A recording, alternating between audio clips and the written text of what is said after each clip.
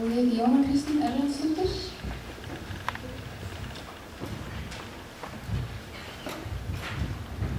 Rektor, kennarar, starfsfólk, foreldrar, fjölskyldur og vinir, til hamingju öll og innilega til hamingju stórkostlegu útskriftarnemendur MH 2016.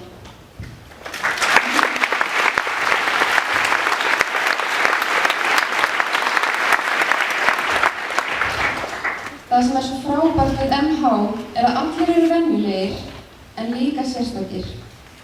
Á fyrsta ári hugsaði ég með mér, rosalega mikið af skrýtnu fólki hérna. Ég var ekki enn búin að læra að meta þennan fjölbreytileika.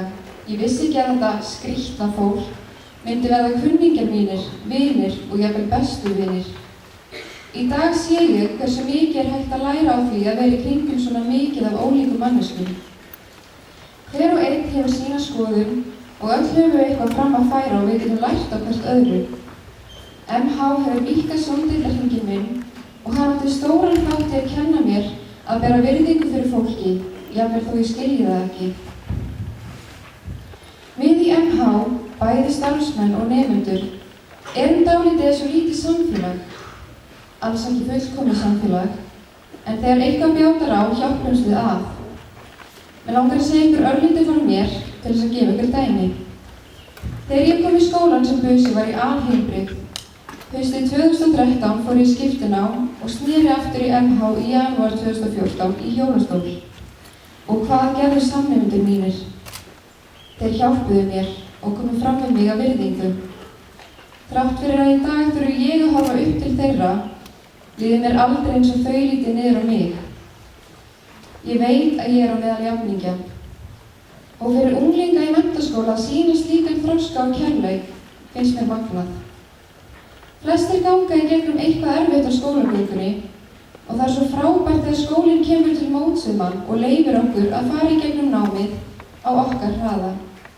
Ég vil þakka starfsmönnum MH fyrir að koma með lausnir á vandamálum okkar og fyrir að sýna skilning á því að við nemendur höfum mismunandi þarfir. Takk fyrir að hjálpa okkur að þroskast sem námsmenn, sem listaspírur og íþróttamenn og sem manneskjur. Við nemendur höfum líka sannarlega að hjálpa hvert öðru að þroskast og læra nýja hluti, hvort sem það tengir skólanum eða lífinu almennt. Og nú göngum við út í lífið, tilbúin að takast á við nýjar áskoranir og tækifæri sem bíða okkar. Þið öll í salnum megi vera mjög stolt af þessum útskriftarhóp. Ég veit að ég það.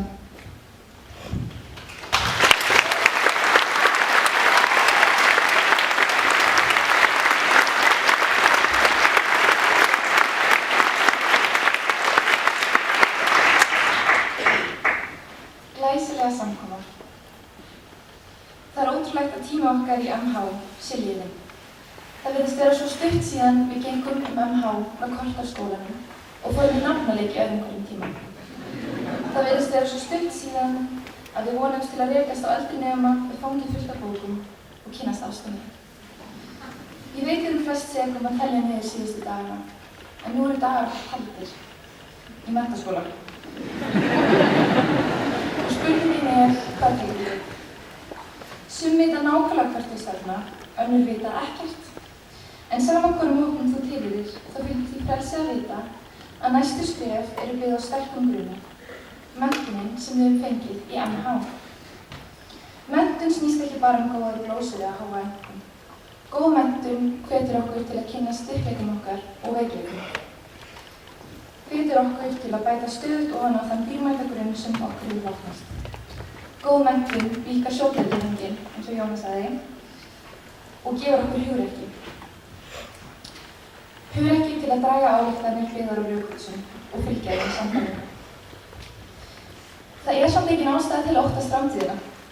Í okkar 330.000 manna samfélagi eru 7 háskólar.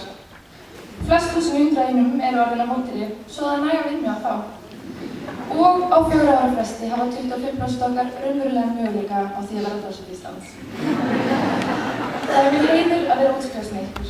Þetta yndislegur og hæfileikaríkur árgangur. Með stórt hjarta, metnað, dug, þor og fáránlega sexy. Þessi mikilvægi þáttur í okkar lífi á enda.